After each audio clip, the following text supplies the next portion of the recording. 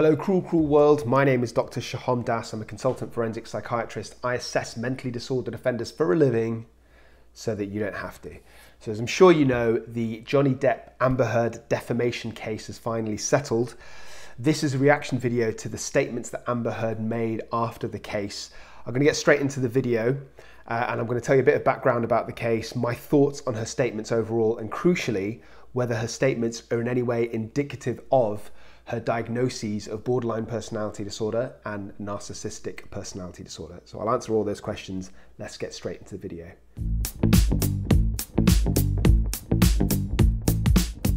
What is going back to you, your reaction to all that? Johnny Depp's statement, very long. My reaction to you, my reaction to you is AmberHeard's statement, which we just have in to us right now. Let me read that.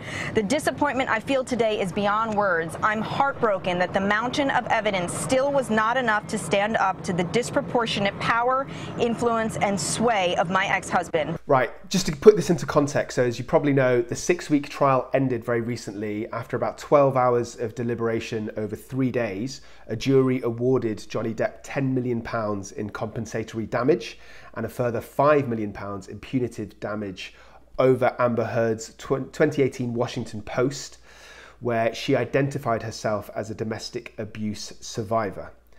And also Heard was awarded $2 million in compensatory damage in her countersuit against Depp. So right off the bat, I think she is possibly intentionally, AmberHeard, communicating exactly what happened. So she's saying that she stood her ground and she tried to speak out against domestic violence, and Johnny Depp's power and influence swayed the jury. She's insinuating that, but that's not actually what happened. It was a factual matter with lots and lots of different evidence called from lots of different aspects. And Johnny Depp couldn't have influenced all of that. It's just not possible. So I don't think she's insinuating she lost the case because of because of Johnny Depp's privilege and position. But no, that's incorrect. It's because of the evidence against her. But anyway, let's continue. I'm even more disappointed with what this verdict means for other women. It is a setback. It sets back the clock to a time when a woman who spoke up and spoke out could be publicly shamed and humiliated. It sets back the idea that violence against women is to be taken seriously. So I don't think it speaks to an idea where a woman who comes out against a man talking about violence is humiliated. That's not the reason she was humiliated. I think quite the opposite, actually. I think she was humiliated because a lot of what she said collapsed in court. There were clearly some lies that she told. So she's not being humiliated for being a victim, which is what she's trying to portray. She's being humiliated for basically twisting the truth. So I just have to put that out there.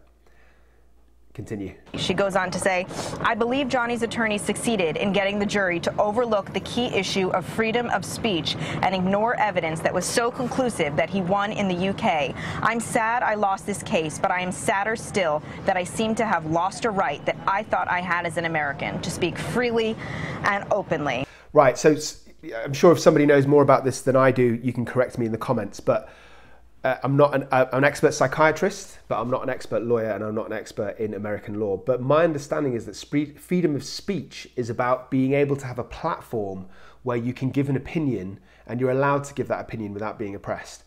Freedom of speech is not about telling lies in court. It's not, you know, if you are able to give your evidence and you've given your case and you've put in your expert witnesses, etc., and the courts have overruled you, so they've gone for someone else's depiction, i.e. Johnny Depp's, then that's not crushing your freedom of speech. You've still been able to have your platform, to have your say. So this is not a freedom of speech issue in my mind. This is an issue of her story not being believed by the courts. Again, that's a statement from AmberHeard sent to us by her publicist, where she says, I'm sad I lost this case. So even though the jurors did find that Johnny Depp's attorney defamed her with one of his statements, as we've been saying, clearly this is a big loss for her. And Linda, when she says, you know, this is an affront to freedom of speech, what's your take on that? So before we hear Linda's take, again, I'd reiterate that I don't think it's anything to do with freedom of speech. I think she's bitter because she had her opportunity to tell her side of the story and to give her opinions, but it was overruled. Okay, before we continue, I'm just going to look back at my thoughts of the overall case. Neither of them have come out in a particularly good light, neither Johnny Depp nor Amber Heard. And we all know that Johnny Depp isn't a saint. He's done many things wrong. He's obviously a troubled individual. He's got substance abuse issues. He's got behavioral abuse issues. But what's more important than any of that is it doesn't appear that he is the abuser. Well, he's committed violence, but it doesn't appear he is the abuser that Amber Heard accused him of being. In fact, quite the opposite. It seems that she's kind of been manipulating and spinning this web of lies, and she's basically been caught out. And I think that's why people are so interested in this case. Not only because they're two massive celebrities, but it's more to do with the fact that over time, her story has unraveled. That's why people are interested. And I think it's important because it's exposed not only Amber Heard's lying, but it's kind of challenged the conception that in these cases, in turbulent relationships, in toxic relationships, in domestic violence, that men are always predators and women are always victims. You could even argue that in this particular case, Johnny Depp has been more of a victim because he's lost so much more. He's been cancelled, he's lost film roles, he's been marked down as a wife beater. And everybody, well not everybody, but a lot of people initially accepted this, and it's only over the course of the trial that the opposite has been found to be true. Now, I want to make this absolutely crystal clear. It's a well-known fact, nobody can argue. I'm certainly not going to try and argue the fact that in most cases, men are the perpetrators. So there's far more domestic violence committed by men towards women than the other way around. But I think this is one of the exceptional cases where it is a woman, Heard, who has actually been abusive. And I think it's fair to say that she's manipulated the whole zeitgeist, love using that word, bless you, the whole zeitgeist of the Me Too movement of women rightfully standing up and saying that this shouldn't occur, domestic abuse and misogyny shouldn't occur, which is absolutely a right statement to say, but she's kind of piggybacked on that and used it to manipulate her own agenda. So I think that's what's at the heart of this. And her statements don't seem to have recognised or accepted that at all. I think she is saying, I'm a woman and I've lost, therefore this is a blow for all women, women will not be believed. Whereas actually that's not what's happening here. Most people on social media, most people in the world, YouTube comments, every article you'll read, you'll see that most people have turned against her because of the lies that she told and the image she tried to portray, not because she was a victim. It's not. The problem is that we said this is a very important case for freedom of speech when we started covering it here at the Law and Crime Network. But it's also important that those don't abuse it. People do not abuse the freedom of speech. They don't defame others, especially calling someone who may have been the victim, or now the jury says is the victim, the abuser, and changing his life and the life of his family and children forever. So you have freedom of speech, yes, but you can't lie about people, and you can't lie about the people in the public. And I think the jury felt that, as we talked many times on this network, that Amber Heard was manipulative, and they did not want to be manipulated by her lies to them. And therefore, they came out with this very convincing verdict. And it is a total win, as Dan Abrams said, for Johnny Depp, because on the other side of the token, what you have is a lawyer who's going to be paying a malpractice policy if it doesn't get overturned on appeal. Linda, and Jeanette Levy's back outside with us now. She was inside when the verdicts were read. So yeah, basically that presenter has said what I've been saying throughout this video. So it's not about freedom of speech. It's not about her being victim shamed. It's not about women being oppressed. It's about her lying, being caught out lying, and just refusing to accept it. So basically what I'm trying to say is that she's like the girl who cried wolf. Right? If you say something that's untrue enough times, then eventually there's a risk that people find out the truth and they'll turn on you. And I think that is actually quite reflected by the number of people that supported her initially and believed her initially, which has gradually changed as more things have come out in the trial. Okay, I'm going to move on to the next question, which is this. Is her statement and her general sort of behaviour and lack of taking responsibility and ownership, is that reflective of her diagnoses? So her diagnoses earlier on in the trial, which you can see in previous videos of mine, are borderline personality disorder, narcissistic personality disorder.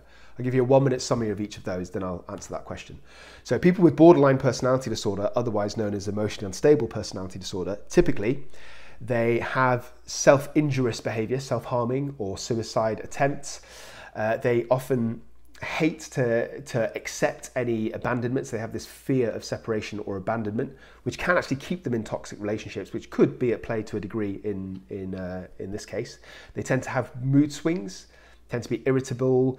They have this ongoing kind of feeling of emptiness, and they sometimes act explosively. Intense anger, irritability, arguments within relationships, turbulent relationships, shitting the bed, maybe, maybe not.